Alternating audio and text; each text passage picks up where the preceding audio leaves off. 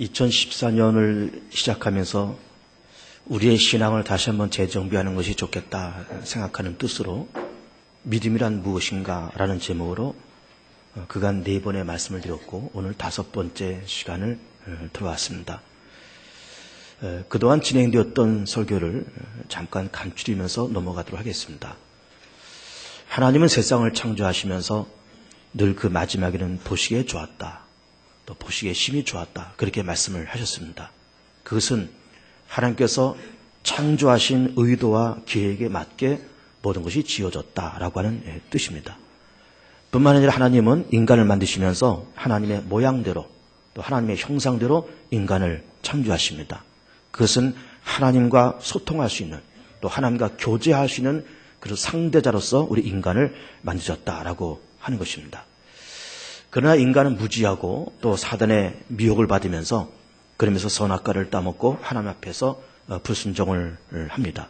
그러면서 인간 세계는 3대 악재와 3대 무지가 들어옵니다. 그 3대 악재는 죄악의 권세, 또 사망 권세, 그리고 사단의 권세입니다. 3대 무지는 자기 자신에 대한 무지, 그리고 하나님에 대한 무지, 그리고 하나님의 나라에 대한 무지가 찾아왔다라고 하는 거죠. 자기 자신을 아는 사람 없습니다. 아담의 자손으로서 원죄를 가지고 태어난다는 사실 모릅니다. 죄에 걸려있다는 사실 모릅니다. 심판이 기다렸다는 사실 모릅니다. 철저히 타락되는 자기 자신을 절대로 모릅니다. 하나님의 존재를 압니까? 절대로 모릅니다. 하나님의 나라를 알까요? 절대로 모르죠. 그리고 이 하나님의 나라는 행복하고 다신 죽음이 없는 그런 긍정적인 모습도 있지만 심판이라고 하는 그런 부정적인 모습도 있는 겁니다. 우리가 미래로 나아가는 것이 아니고 하나님의 나라에 향해서 우리가 나아가는 것이 아니라 그 나라가 우리 가운데 다가온다는 걸 우리는 알아야 돼요.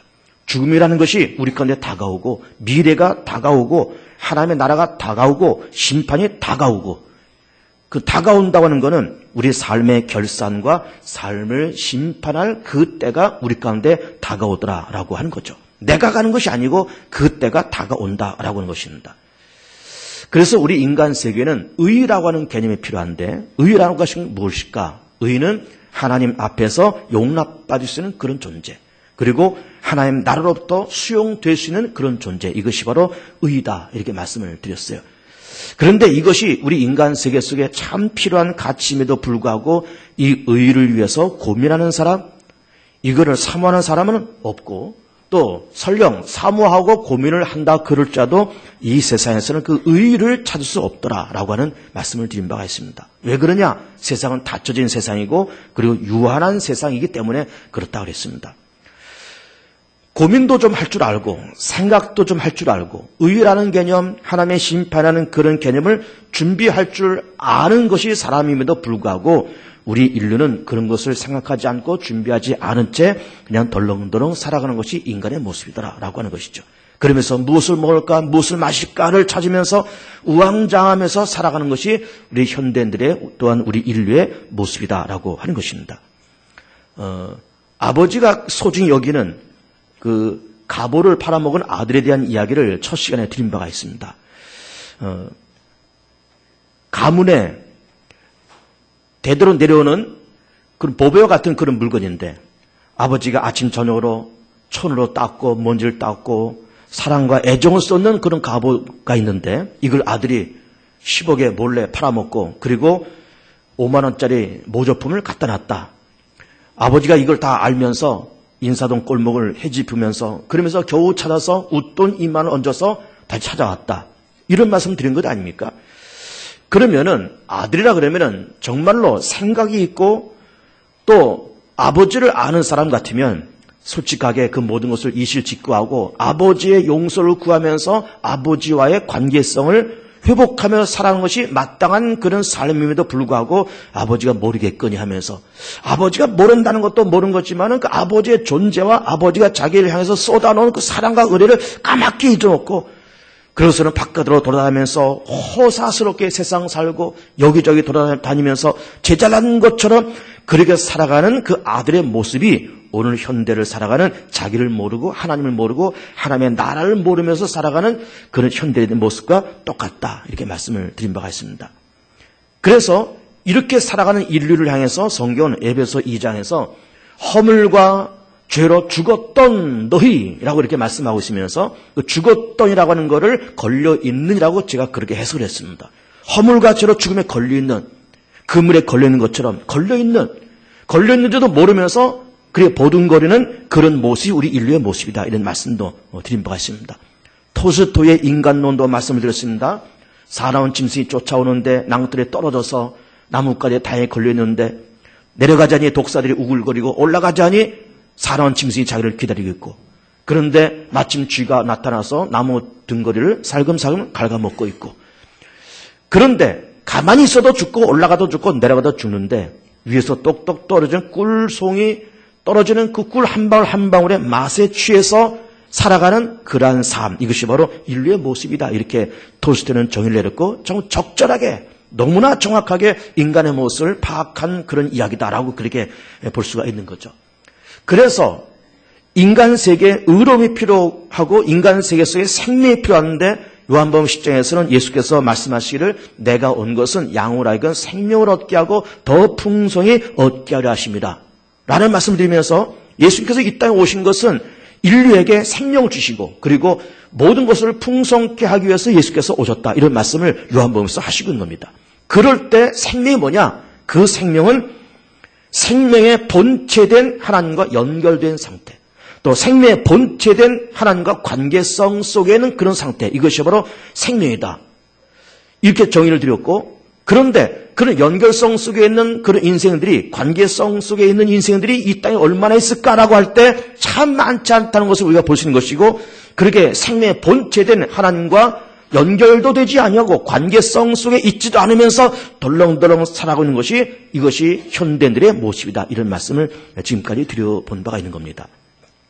그런데 이것이 첫째 시간부터 네 번째 시간까지 쭉 드렸던 말씀을 지금 정리를 하고 있는 것이고, 그러면 그 말씀을 우리가 종합을 해보면은 우리 인간 세계 속에 정말로 필요한 것은, 이것이 인간 공동체도 마찬가지고 우리 개개인에게도 의라고 하는 개념과 생명이라는 개념이 너무나 소중한데, 그런데 이것이 인간에게 꼭 필요한 가치라고 볼 수 있겠지만은 이 두 가지는 어떤 문제점이 있는가 하면은 인간이 이것을 찾으려고 아무리 노력을 하고 아무리 애를 써도 이 땅에서는 절대로 찾을 수가 없다는 것에 문제가 있습니다. 찾을 수가 없습니다. 이 세상에서 생명을 찾을 수 있습니까? 이 땅에서, 이 세상에서 의라고 하는 것을 우리가 찾을 수 있습니까? 찾을 수가 없어요. 온 세상을 헤집고 돌아다니고 지구를 15바퀴, 20바퀴 그 이상을 돌아다닌다 그럴지라도 이 세상에서는 그 의의 개념과 생명의 개념을 찾을 수가 없습니다. 절대로 찾을 수가 없습니다. 왜 그럴까? 이 세상은 유한한 세상이고 닫혀져 있는 세상이기 때문에 그래요. 또 동시에 인간은 무지한 존재이기 때문에 그런 겁니다. 그래서 이 의라는 개념과 생명이라는 개념은 위로부터 주어지지 않으면 인간은 자기 스스로 자기의 노력과 자기의 애씀으로 이것을 절대로 얻을 수 없는 것이고, 그래서 위로부터 이것은 주어질 때만이 가능한 거죠. 주어질 때만이. 예를 들면 이런 예를 들 수가 있습니다. 어떤 사람이 태평양 바다, 그 넓은 바다 한복판에 떨어졌습니다. 헤엄을 칠 줄 모릅니다. 어느 누구도 다가가는 사람이 없습니다. 밑에는 식인 상어들이 우글거리고 있습니다. 그러면 이 사람은 죽는 길밖에 없습니다. 자기 힘으로는 그 망망대해를 헤엄쳐 올 수도 없고 헤엄도 못 치니까 가만히 있으면 상어떼들한테 잡아먹힐 것이고, 이 사람이 살 수 있는 것은 자기 힘으로는 전혀 살 수가 없는 거예요. 위로부터 헬기가 떠서 구명사다리를 내려보내고 그 구명사다리를 타고 올라올 때만이 이 사람이 살 수 있는 것이지, 자기 힘을 가지고는 그 망망대해 태평양 바다 한가운데서 절대로 살아날 수가 없는 거예요. 위로부터 주어질 때만이 가능한 거예요. 의라는 개념, 생명이라는 개념, 우리 인간의 사는 이 삶 속에서 가장 필요한 가치고 절대 우리가 있어야 될 거지만은 이건 위로부터 내려지지 않으면 안 되는 것이다, 그 말이에요. 위로부터 내려온 것이 그럼 뭐냐? 바로 예수님이시죠. 의를 가지고, 생명을 가지고, 생명을 품고, 의라는 개념을 품고, 믿는 자에게 의로움을 주고 믿는 자에게 생명 주시러 오신 분이 바로 예수님이신 거예요. 그러면서 이사 53장에서는 그 의와 생명을 안고 우리 가운데 오시면서 뭐라고 성경에서 말씀하는가 하면은 그가 찔렸다, 그가 상했다, 그가 징계를 받았다, 그게 채찍에 맞았다, 이 말씀을 하고 있는 거예요. 그러면서 그가 찔림은 우리의 허물 때문이요, 그가 상함은 우리의 죄악 때문이라. 그가 징계를 받으면 우리가 평안을 누리고 그가 채찍에 맞으면 우리가 나음을 입었도다. 우리는 다 양 같아서 그릇됨을 각기 제 길로 갔거늘 주께서 우리 모두의 죄를 그에게, 예수에게 담당시키셨도다. 이 말씀을 하시고 있는 거예요. 의와 생명을 주시려고 이 땅에 오셨는데 주시기까지는 채찍에 맞고 찔리고 상하고 그리고 징계를 받고 채찍에 맞는 아픔을 감당하면서 인간에게 생명과 의로움을 주는 그 과업을 완성하셨다 이 말이에요. 그 과업을. 오늘 본문 이사야 53장 4절, 5절, 6절 이 석절 말씀을 통해서 네 가지로 말씀을 드리고자 합니다. 첫 번째는 이 말씀을 보면은 지금까지 믿음이란 무엇이냐라는 이런 제목으로 말씀을 드리고 또 본문의 말씀을 이렇게 말씀드리면서 하나님은 우리 인간 사회를 향해서 예수 그리스도는 하나님의 아들 예수 그리스도는 이 병든 세상을 향해서 무한 책임을 갖고 계신 분이라는 것을 알 수가 있어요. 무한 책임을 갖고 있다. 이런 무한 책임이라는 것을 생각해 보세요. 이 세상에서 무한 책임을 갖는 존재는 두 분입니다. 첫째는 부모님이고 또 한 분은 하나님이에요. 자 보세요. 무한 책임이라는 것을 여러분 보세요. 부모님들 된 분들 더 잘 들어보세요. 부부가 결혼해서 아이를 낳지 않습니까? 그러면 이 아이가 적어도 어엿한 사회인이 되기 위해서는 30년을 길러야 어엿한 사회인이 되는 거예요. 어려서 먹이고 기르고 진자리 마른자리 다 가리고 공부시키고 그리고 대학 보내고 군대 갔다 오게 하고 취직시키고 그 다음에 짝 만나게 해서 결혼시키고 이것이 30년이 걸립니다.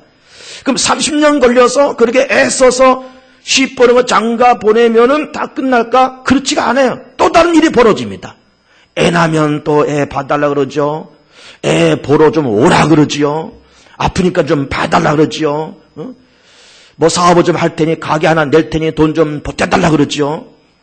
그러면서 장가 보내고 시 보내도 일이 끝나지 않고 손 가는 것이 끝나지가 않아요.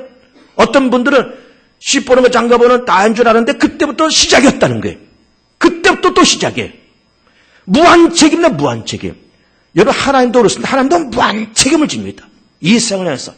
뭐, 우리나라 인류 기업, 삼성, 현대자동차 이런 인류 기업들이 자동차 한 대 팔아먹고 무한 책임집니까? 그렇지 않아요. 뭐, 3년까지, 뭐, 3만 킬로까지, 뭐, 책임진다나, 뭐, 그런 걸 하지만, 뭐, 이 자동차 팔아서, 막, 폐차가 될 때까지 무한 책임지겠다. 그런 회사 있습니까? 없어요.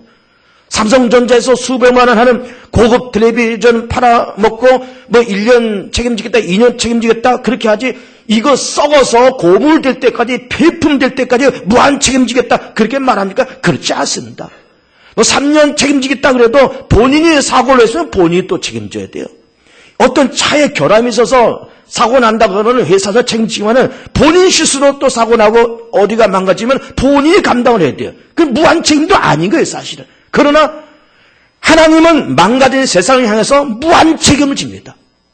여러분 보세요. 아담과 하와가 선악과를 따먹고 인류 사회에 3대 악재가 들어왔다고 했습니다. 3대 무지가 들어왔어요.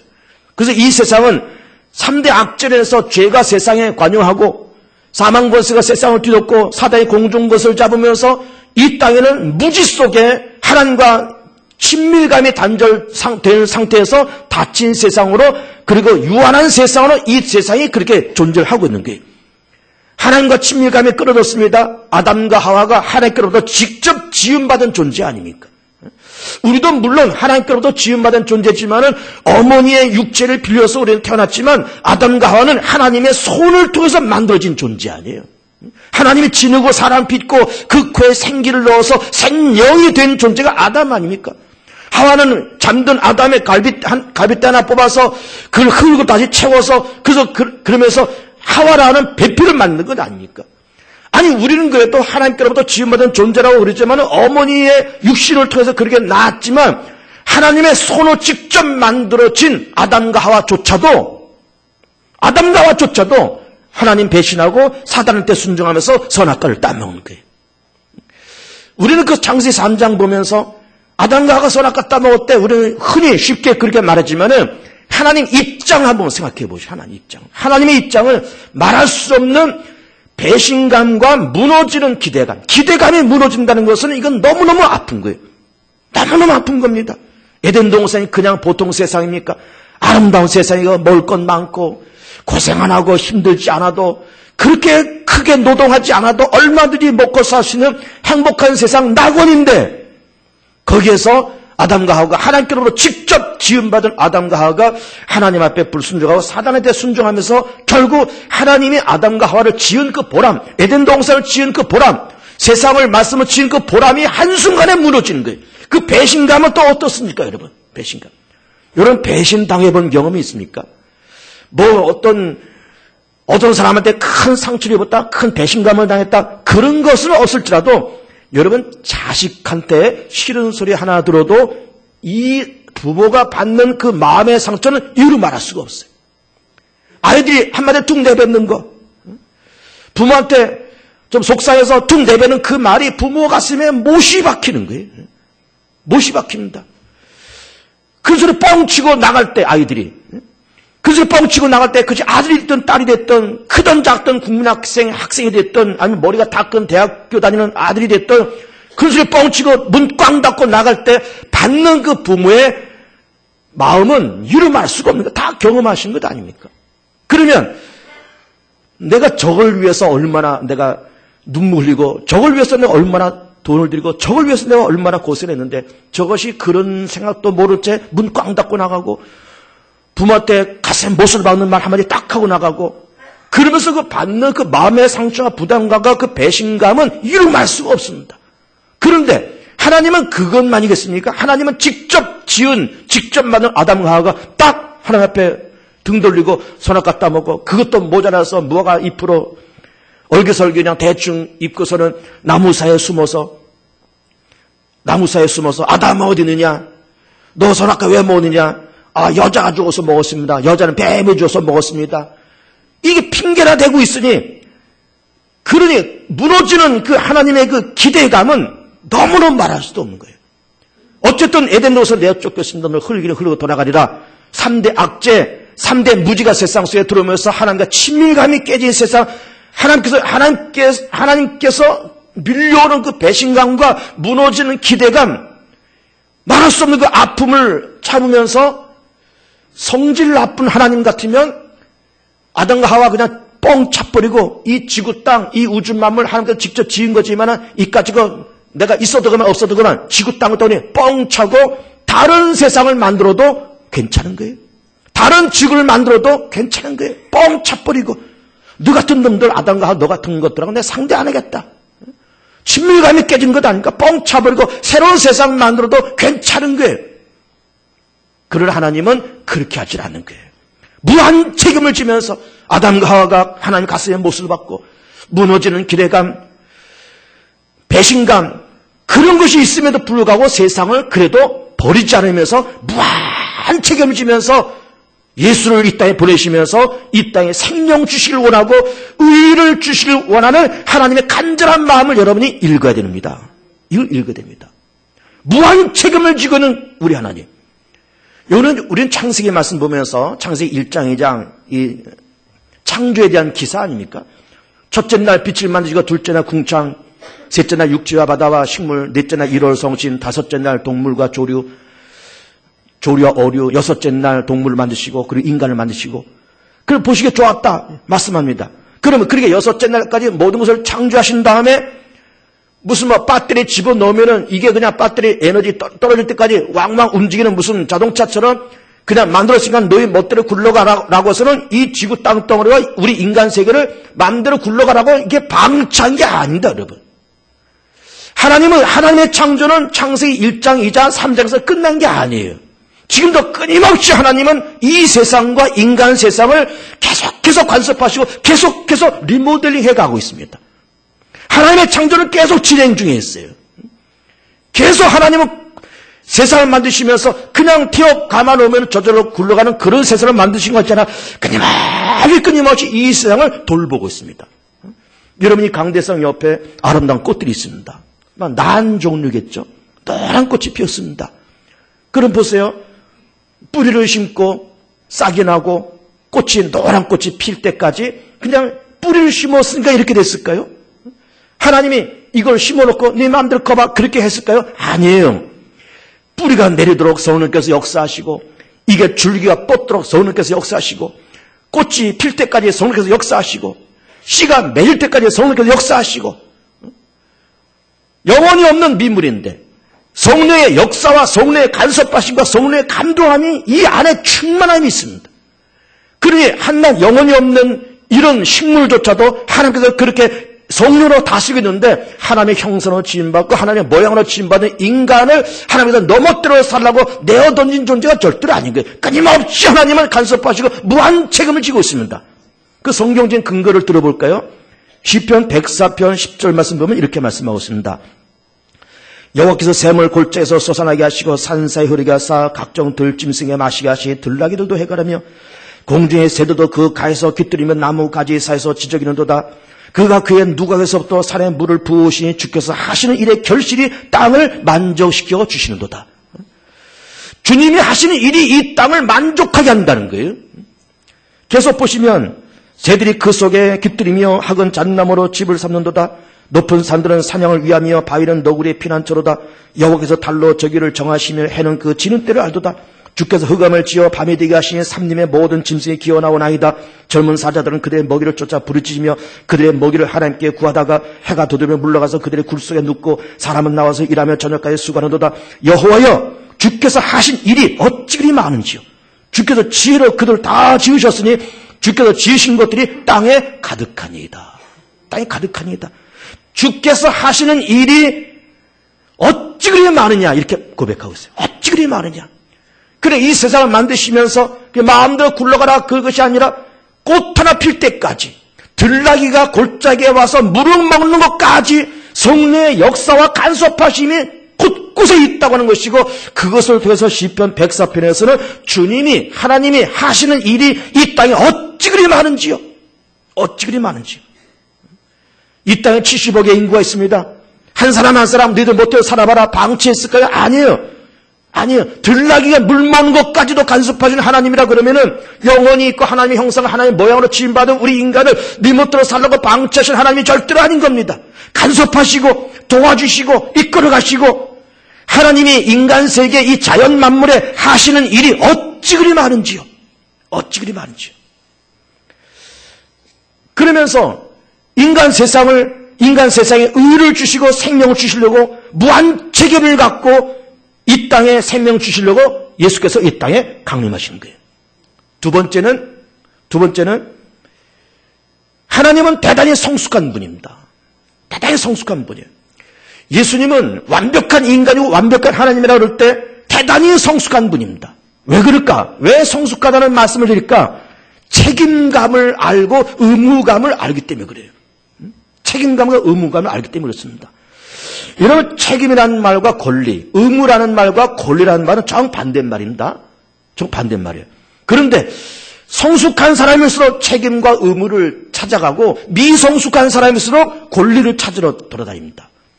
미성숙한 사람일수록 뭘 얻어먹을까 이걸 찾아 돌아다니고, 미성숙한 사람일수록 공짜 먹을 거 없네 돌아다니고, 미성숙한 사람일수록 자기가 누릴 권리, 자기가 발뻗을 자리 그것만 찾아다니는 거예요.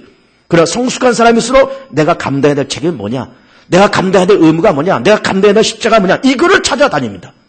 이걸 찾아다닙니다.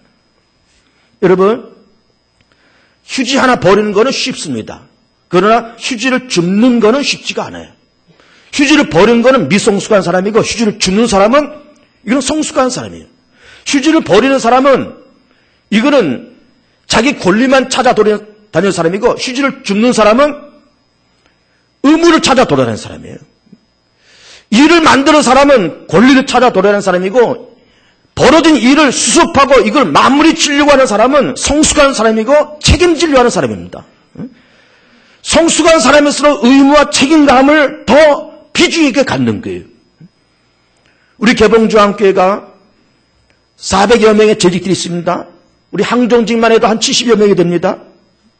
우리 교육자가 저까지, 우리 부교육자들 다 하면 8명의 우리 교육자들이 봉사를 하고 있습니다. 그러면 우리 한 400여 명의 우리 재직들이 정말 우리 개봉주한교회를 향해서 누구나 다 책임을 지려고, 교회가 요즘 재정이 어렵대. 재정을 좀 채우려고 요즘 교회가 여러 가지 어려운 문제가 생길 때 그 문제를 책임지려고 어떤 가정이 시험 들어서 교회를 몇 주 못 나왔대. 그럼 거기다 책임을 갖고 의무감을 갖고 그러면서 그런 책임감과 의무감을 가지려고 하고 그것을 위해서 뛰어다니는 사람이 많다 그러면 교회는 건강한 교회예요. 그런데 권리만 찾으러 다니고 자기 발뻗을 자리만 찾아다니고 자기 어떤 발언권 얻기 위해서 찾아 돌아다니고 자기 위치만 확보로 돌아다니고 그거는 성숙한 사람의 모습이 아닌 거예요. 자, 중등부실에 탁구대가 있습니다. 농구대도 있어요. 청년들이 여름에 에어컨을 빵빵 틀어놓고 불 딱 켜놓고 탁구를 칩니다. 뭐 그렇게 하는 거는 뭐라고 말할 건 없습니다. 근데 가끔씩 얘네들이 탁구 신나게 치다가 에어컨 그대로 돌아가고 불 환히 켜있고 겨울에는 보일러가 뻥뻥 돌아간 채 문도 안 닫고 그냥 가버릴 적이 있는 거예요. 그걸 볼 때마다 너무 속상한 거였잖아. 그걸 볼 때마다. 그리고 와서 재밌게 탁구는 치는 거는 쫓아다니면서 이거 불 끄고 보일러 끄고 에어컨 끄는 거는 책임을 안 지는 거예요. 책임을 안 지는 거예요. 건강한 사람은, 성숙한 사람은 에어컨 내리고 보일러 끄고 불 켜있는 거 끄고 문 닫고 떨어져 있는 거 다 줍고 다 뒷정리하고 그러고 나오는 거예요. 이게 성숙한 사람인 겁니다. 그런 사람이 교회에 말하면 교회는 건강하고 교회는 아무 문제 없고 그런 교회는 건강하고 그런 교회는 부흥하는 거예요. 그러나 자기 권리만 찾으러 돌아가는 사람만 있다. 그냥 말로만 하지 절대로 손과 발은 놀리지 않는 사람만 있다. 그러면 교회는 움직여지질 않습니다. 움직이질 않아요. 하나님은 대단히 성숙한 분이고 예수님 대단히 성숙한 분이라서 책임과 의무를 갖는 거예요. 이게 다 내 책임이지. 사실 하나님의 책임이 아닙니다. 아담과 하와한테 언제 선악과 따먹으라 그런 적 있습니까? 너는 사단한테 순종한 나한테 불순종해. 그렇게 말씀한 적 있습니까? 말씀한 적 없어요. 다 인간의 책임이고 아담과 하와의 책임에도 불구하고 그걸 당신께서 감당하시고 그러면서 인간의 아픔의 책임을 당신께서 끌어안으신 거예요. 그 책임 내가 질게. 그 책임 내가 질게. 아버지의 갑오 도자기를 팔아먹은 아들 예를 또 말씀을 드려봅니다. 아들이 10억짜리 도자기를 훔쳐갔어요. 그리고 5만원짜리 모조품을 갖다 놨습니다. 이거 아버지가 모르겠습니까?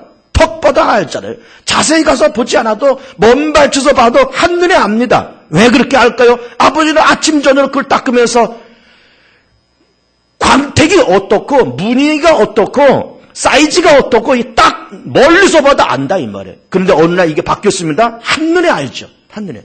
그렇지 이 녀석 나가서 사업한다 어쩐다 껄렁껄렁 그래 돌아다니 다 팔아먹고 돈 떨어니까 너 이거 훔쳐가서 팔아먹고 그래 또 자다다다고 또 머리 휘둘리면서 그러고 돌아다니겠지. 많이 하는 거예요. 그렇지만 그럼에도 불구하고 아버지는 그 모든 책임을 끌어안고 인사동 골목을 헤매면서 이게 어디다 팔아먹었나.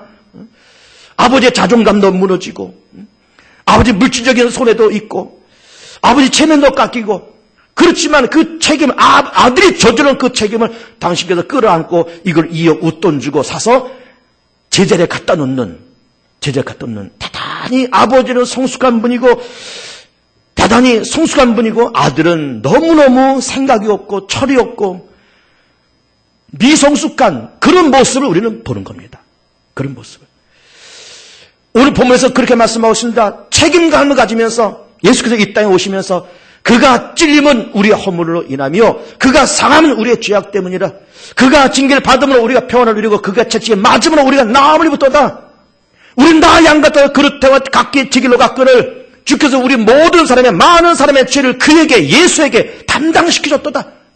그 모든 책임을 우리에게 묻지 않고 죄에 대한 모든 문제, 불순종의 모든 책임을 우리 인간에게 묻지 않고 그 책임을 당신 아들에게 뒤집어 씌워서 당신 아들 죄인처럼 십자가에 못 박아서 죄인처럼 죽이고 인간이 죽어야 되는데 하나님의 아들이 죽고 인간이 책임져야 되는데 하나님의 아들이 책임지고 그렇게 죽은 사건이 십자가 사건이고 우리 그 공로 때문에 의와 생명 얻어서 믿으면서 하나님 앞에 영광 돌려드리는 여러분의 귀한 삶 되시길 축복합니다. 세 번째는 사고를 우리 치고 책임을 하나님이 감당합니다. 사고는 다 사람이 저지른 거예요. 아들이 도자기 팔아먹고 아버지가 그 책임 감당하고 아담과 하와가 잘못하고 하나님은 그 책임 감당하고 사람이 세상에 죄를 짓고 별일을 다 하고 그 책임은 예수께서 다 감당하시고 우린 다 양가사서 그릇하면서 뿔뿔이 내잘났다라고 이리 뛰어다니고 저리 뛰어다니면서 별짓을 다 하고 별 일을 다 하면서 일을 벌여놓고 그 뒷감당은 예수께서 다 감당하신 거예요. 그 모든 책임 다 감당하신 거예요. 모든 책임. 내가 다 끌어안을게. 그 모든 책임을 담당하시고 십자가로 죽으신 사건이 바로 예수님의 십자가 사건인 겁니다. 마지막 네 번째는 우리는 성공이란 이런 단어는 늘 우리는 누구나 다 사모하는 그런 단어예요. 특별히 젊은 사람들은 20대, 30대 사람들은 성공이라는 단어에 미쳐서 살아가는 거예요. 미쳐서. 성공하기 위해서는 수단과 방법을 가리지 않고 뭐 스펙, 인맥, 외모 이런 거 다 동원해서 성공을 위해서 달려갑니다. 뭐 성공해서 달려간다는 것은 저런 나쁜 것이 아니고 우리 사랑하는 성도들 다 주 안에서 영적으로 육적으로 다 성공하실 축복합니다. 그런데 성공하는 것보다 더 한 단계 높은 수준의 가치는 성공시키는 사람이에요. 성공하는 사람이 아니라 성공시키는 사람. 이게 높은 생각과 성숙한 사람의 그런 마인드인 거예요. 자, 어느 아들이 잘 됐다. 그 아들 뭐 사업하고 뭐 명문대 나와서 사업하고 뭐 이렇게 하면서 크게 돈 벌고 다 그렇게 됐대. 교회도 다니면서 교회에서 뭐 집사 직분 받고 권사 직분도 받고 안식사도 받고 다 그랬대. 참 성공했어. 본인은 물론 그렇게 성공했지만 우리 그 성공한 그 사람은 보지만 그 뒤에 이면도 봐야 됐잖아요. 그 이면에 어머니가 특별히 그 어머니가 그 자식 잘 되기 위해서 예수 잘 믿는 자식이 되기 위해서 그 어머니가 새벽마다 나와서 눈물로 기도하고 금식하고 그러면서 마음으로 생각으로 기도로서 뒷바라지 했던 어머니의 눈물과 땀이 그 뒤에 있잖아요. 그걸 볼 줄 알아야 되는 거예요. 성공하는 그 아들이 참 영광을 받겠지만은 성공시킨 사람의 그 뿌듯한 감격은 이루 말할 수가 없는 거예요. 뿌듯한 감격. 하나님은 그렇게 하신 분이죠. 무너진 세상, 타락한 세상을 성공시키려고 허물과 죄로 죽음에 걸려있고 생명과 의를 모르면서 살아가는 모든 인류에게 생명 주시려고 의로움을 주시려고 성공시키려고 하나님은 독생을 보내시고 인류를 성공시키려고 예수님은 말없이 십자가를 감당하신 겁니다. 말없이. 성공하는 분들 되실 축복하고 동시에 성공시키는 성숙한 생각도 있길 축복합니다. 서로 성공시켜야 됩니다. 서로 성공시켜야 돼요. 남편은 아내는 남편을 성공시키고 부모는 자신 부모를 성공시키고 목사는 성도들은 목사를 성공시키고 우리는 나라는 국민을 성공시키고 우리는 하나님을 성공시키고 하나님은 믿는 백성들을 성공시키는 서로 성공시키는 이런 생각과 이런 비전이야말로 성숙한 사람의 생각일 거예요. 그저 앞장서면 딴지거로서 넘어뜨리고 그저 헐뜯고 비난해서 그 사람한테 창피를 주고 매장을 시키고 이간질시켜서 그냥 서로 문제가 생기고 그런 것이 아니라 서로를 성공시키는 백성은 나라는 백성을 하나님은 우리 인간은 하나님을 부모는 자신은 부모를 성공시키는 그래서 하나님은 인류를 성공시키자고는 그런 거룩한 그런 비전을 갖고 예수를 이 땅에 보내시고 예수님도 병든 세상 의가 없는 세상, 생명 없는 세상을 성공시키자라는 그 뜨거운 열정을 가지고 이 땅을 오시고 그 뜨거운 열정을 가지고 그 뜨거운 그 의지를 가지고 십자가를 향해서 달려가시고 십자가를 짊어지고 죽으시지만 부활하셔서 믿는 자에게 의로움과 생명을 주신 겁니다. 믿길 축복합니다. 그러므로 믿음은 무엇인가? 믿음이라는 것은 앞으로 계속 말씀드리겠지만 그러므로 믿음은 무엇인가? 믿음이란 그렇게 하신 그 하나님의 생각, 하나님의 비전을 그렇게 하신 예수님의 그 십자가 사역을 그가 찔림은 우리의 허물 때문이요 그가 사함은 우리의 죄악 때문이라는 이 사실을 그가 징계를 받고 우리가 평을 누리고 그가 채찍에 맞아 우리가 나았다는 사실을 우리 인류를 향해서 무한 책임을 지려고 하는 하나님의 생각을 인정하고 가감없이 수용하는 것 그것을 인정하고 그것을 수용하고 그 은혜를 잊지 않는 것이 믿음인 거예요. 믿음인 겁니다. 놀라운 사실이 아닙니까? 그 사실을 인정해야 돼요. 신명기 26장 보면은 너희가 나를 여호와로 인정하면 나는 너희를 보배로운 백성으로 인정하겠다는 거예요. 보배로운 백성으로. 놀라운 사실 아닙니까? 너희들이 나를 인정해봐. 나도 너희 보배로운 백성으로 인정할게. 세계 모두 뛰어난 백성으로 내가 인정할게. 말씀하고 있는 겁니다.